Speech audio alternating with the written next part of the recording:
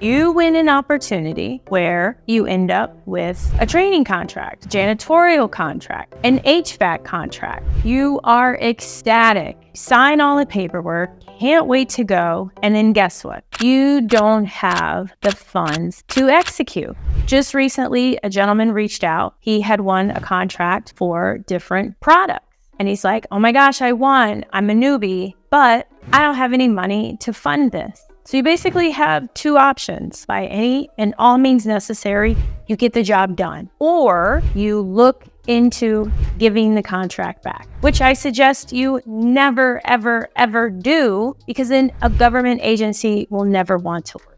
This is not like, oh, I have a return, let me go to Whole Foods. This is not an Amazon return. You can get blacklisted. It's usually some type of default. It is not good at all. Because let's take a step back, because there's so much false news out there. Like, oh, the ADay program was started by Black people, or yeah, you just get a middleman contract and you're making all this money, and all this weird information out there. So there are all of these steps that an agency must go through in order to even get permission to procure whatever it is they want to procure. This isn't just like you're at the checkout at Target and you're like, oh wow, I never saw this candy bar before, and you just impulse buy it. This is not that. So imagine they go through all of these stages, they make the award after going through proposals, and then the recipient's like, no, I can't do it. They're going to be pissed, right? So that's why, to your best of ability, please follow it through. Make the contract work. So that is what I mean by a toxic government contract. The toxicity,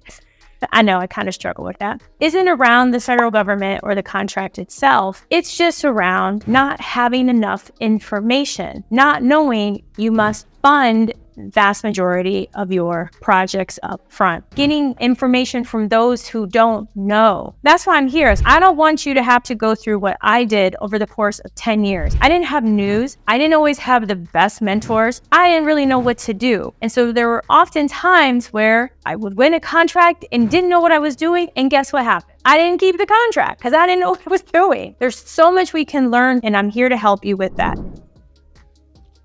In the federal government space, there is something called a debrief, where within a certain amount of time, you can ask your point of contact, can you please share why I didn't win? Normally, they will limit it to sharing how many people or companies bid, where you were ranked. They may list areas where you were unacceptable. It varies. I have very detailed audio meetings. I have very detailed letters, and then I have a brief little, here's why you didn't win. It runs the gamut. And then there are, of course, situations where they don't give you the debrief at all. There's a proposed rule that would allow unsuccessful offerers to receive an explanation from the contracting officer of why their bid was rated lower than the winning bid. The explanation would be brief. I mean, still helpful. Something is better than nothing. If you don't have any input, how can you correct it? What can you do better? How do you know what to do better without getting feedback? And that's what's amazing about federal government contracting. They provide feedback. So the explanation would be brief, but it would include different rationale, areas where one may be weak, and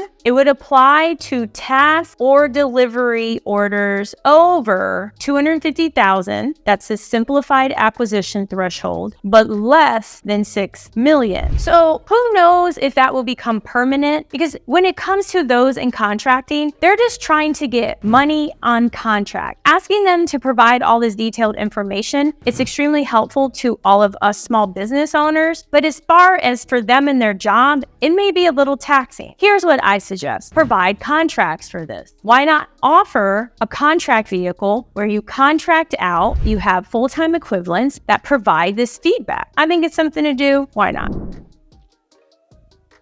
The ADay. As it stands right now, you cannot apply for the ADay. And if you have an ADay, you will need to submit a narrative if it was presumed that you had experienced some type of social economic disadvantage based on your race or ethnicity. someone who will remain nameless contacted me on Instagram stating that they're in the middle of being awarded a $4.5 million contract, but they need to submit the narrative and get it through the system because the agency wants to make an award by 9/11. So that's what's going on currently.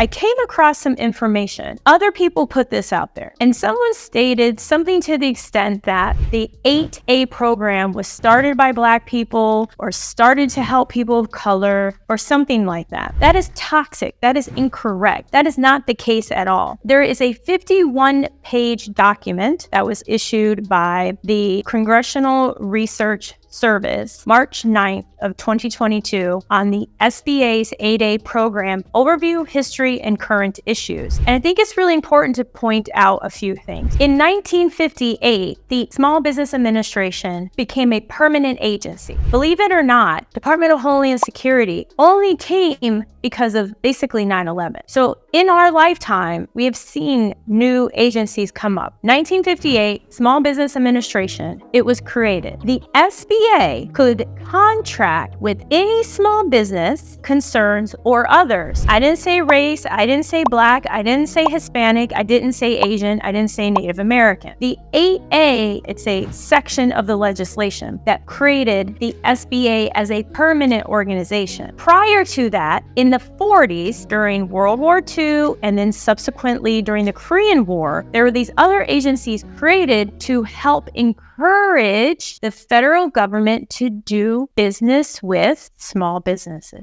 So the ADay program was created to help small businesses in 58. If ever used, they reported it was seldomly used. And that's what's important to understand. It wasn't until much later in the 70s where race and ethnicity came into play. So when it comes to this ADay program, the version today, it's social economic disadvantage. And yes, there is a court case in Tennessee that has added an additional requirement to the ADay application. Although right now the application's been halted, it is anticipated after the next hearing on the 31st of August, that will become a permanent requirement, and who else knows what will happen. But it's vital. You know with certainty the reason the ADay program was created. The federal government sets aside around 25% of their work for small businesses. Because if it worked for programs, why would anyone want to buy from a small business? When was the last time you purchased from a small business? This is no judgment. We don't judge here.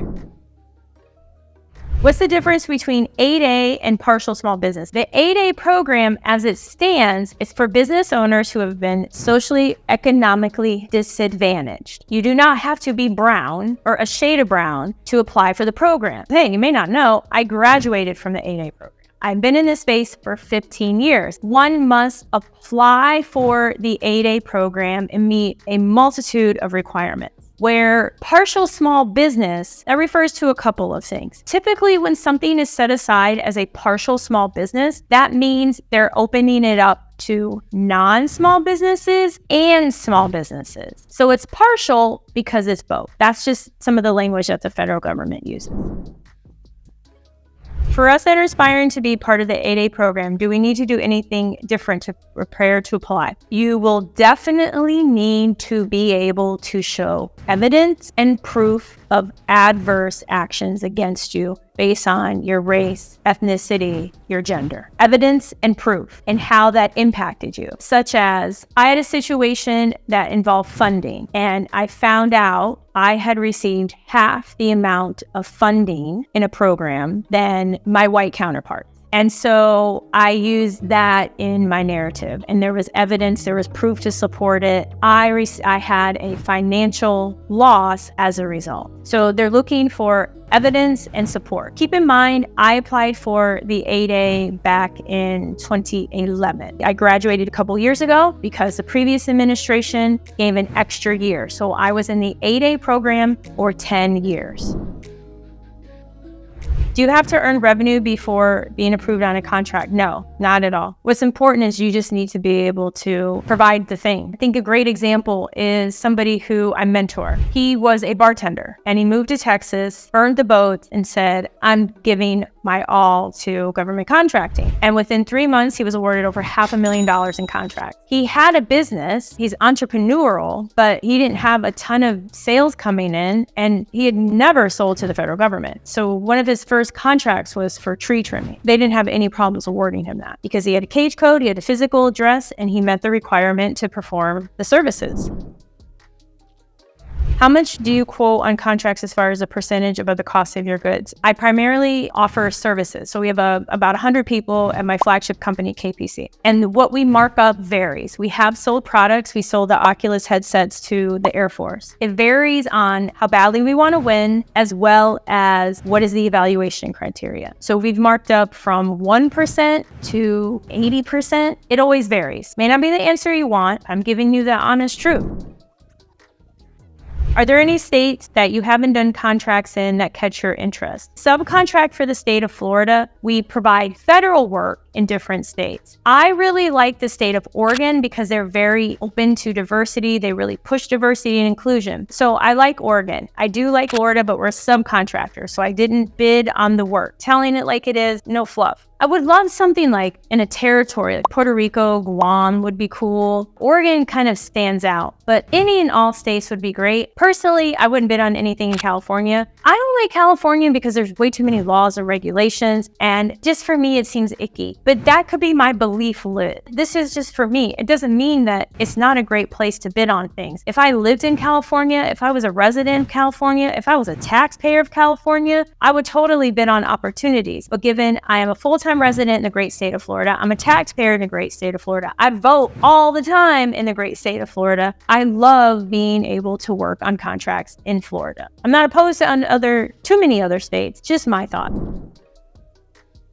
Only 16% of small businesses have one or more employees. So for those of you who are like, oh, it's only me, oh, it's just me and my wife, or it's me and my husband, it's just us. It is never that. There's no just us. It's stand tall. You are an amazing GovCon winner, and the vast majority of small businesses don't have any employees. It's just them. You don't have to have a ton of employees to win government contracts. When I started winning government contracts, it was just me. That's it. Go to profitablecontracts.co, go to govconwinners.com. Make sure you're on the list. I have some really cool things coming out. For those of you who want more detailed hands-on coaching, you've got to go and join my challenge. I appreciate every single one of you. Please like, please subscribe, and don't forget, everything is possible. And now I got to step over here to end my live.